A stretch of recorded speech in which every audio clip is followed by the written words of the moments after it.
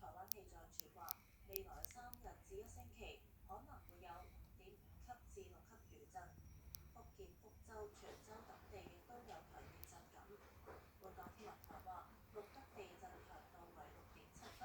收到超過100名市民報告感到今次地震。台灣宜良外海地震波及日本沖繩縣，位於日本最西端，距離